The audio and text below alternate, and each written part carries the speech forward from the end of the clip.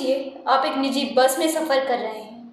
आपके साथ आपका एक दोस्त है और आप दोनों जिस बस में हैं, उस बस में ड्राइवर को मिला के मात्र 6 लोग हैं। फिर एकदम से बस अपना रास्ता बदलती है और उन मौजूद 6 लोगों में एक ऐसी हैवानियत सवार हो जाती है, एक ऐसा शैतान सवार हो जाता है कि आपके दोस्त को मारा जाता है और आपके शरीर को, आपके देह को किसी फूल की तरह नोच लिया जाता है, कुचल दिया जाता है।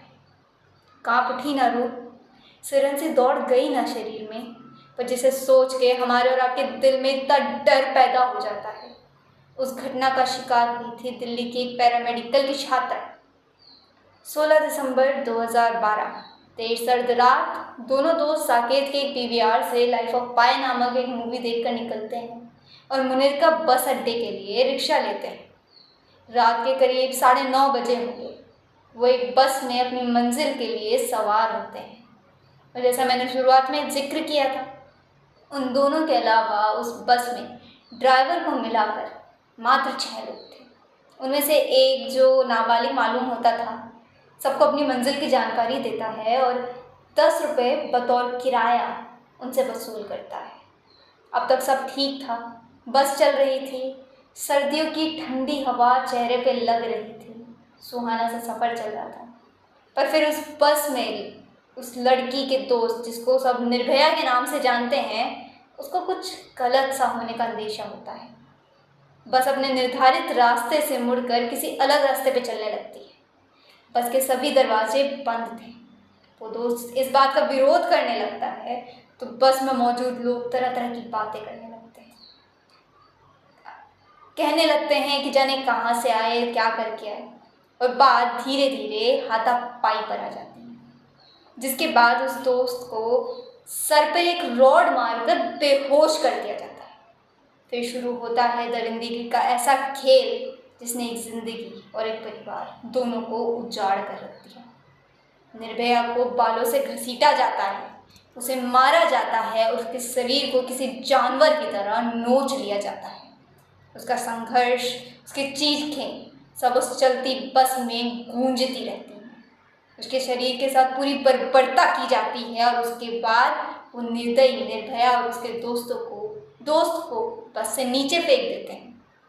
रात 11 बजे के करीब एक राहगीर जब उस रास्ते से गुजरता है तो वो दोनों को वहाँ आधी ढकी हालत में देखता है, जिसके बाद पुलिस को बुलाया जाता है और उन्हें आखिरकार अस्पताल पहुँचाया जाता है।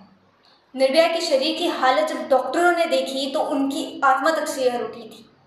उसके पेट के नीचे से उसके अंदरूनी हिस्सा बुरी तरह जख्मी था। उसके आधे इंटेस्टाइन को निकालकर फेंक दिया गया था, जिस बात को बाद में उनमें से एक आरोपी ने माना कि उन्होंने किसी रस्सी नुमा चीज़ को उसके अंदर से निकालकर फेंक दिया था। सोचिए किस तरीके का दर्द झेला होगा जब किसी जिंदा इंसान के शरीर से उसका इंटेस्टाइन निकाल कर फेंका गया होगा।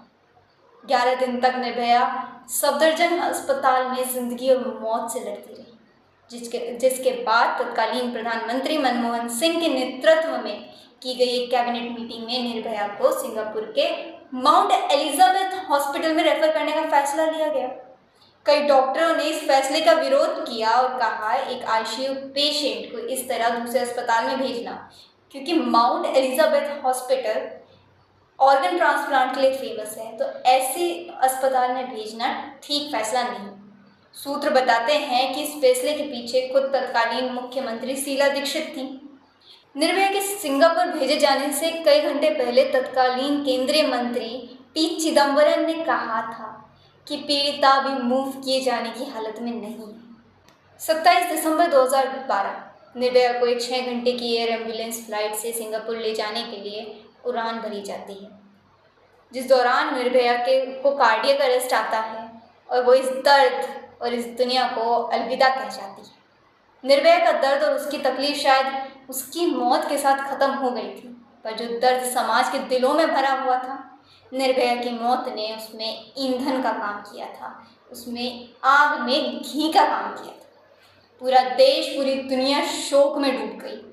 हर तरफ प्रदर्शन और प्रशासन और जनता के बीच झड़प की खबरें आने लगी। एक स्पेशल इन्वेस्टिगेशन टीम का गठन किया गया जिसका नेतृत्व दिल्ली पुलिस स्पेशल सेल के डिप्टी कमिश्नर प्रमोद कुमार कुशवाहा कर रहे थे। पुलिस ने 24 घंटों के अंदर आरोपियों को ढूंढ निकाला और गिरफ्तार कर लिया। पुलिस कस्टडी में 6 में से एक आरोपी जिसका नाम राम सिंह था, उसने फांसी लगा ली, जिस पर भी कई कंट्रोवर्सीज हुई, जिस पे कई सवाल उठाए गए कि शायद ये आत्महत्या नहीं थी। आगे चल के बाकी बचे 5 में से 4 अपराधियों को न्यायालय ने फांसी की सज़ा सुना दी और मोहम्मद अफरोज़ नामक अपराधी, जो कि उस समय नाबालिग था और उसे उस वक्त के जुवेनाइल कानून के तहत 3 साल के लिए रिफॉर्म फैसिलिटी में भेज दिया गया। पर कहानी यहीं ख़त्म नहीं हुई।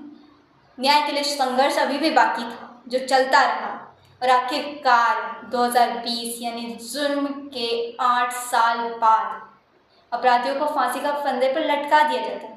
पर सोचिए ना कि इतने बड़े घिनौने अपराध को अंजाम देने के बाद वो लोग 8 साल तक न्याय का इंतज़ार करना पड़ा। पर अब सवाल उठता था महिला सुरक्षा पर, भारतीय पुलिस प्रशासन पर।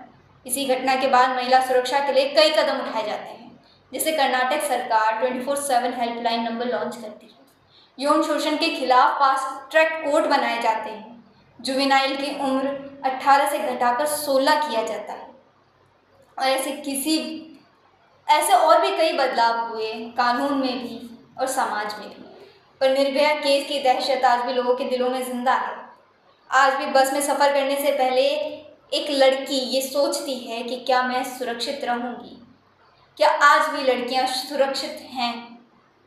इसी सवाल के साथ आज का एपिसोड हम यहीं ख़त्म करते हैं। सुरक्षित रहिएगा, जागरूक रहिएगा और हाँ, अगले एपिसोड का ज़रूर इंतज़ार करिएगा।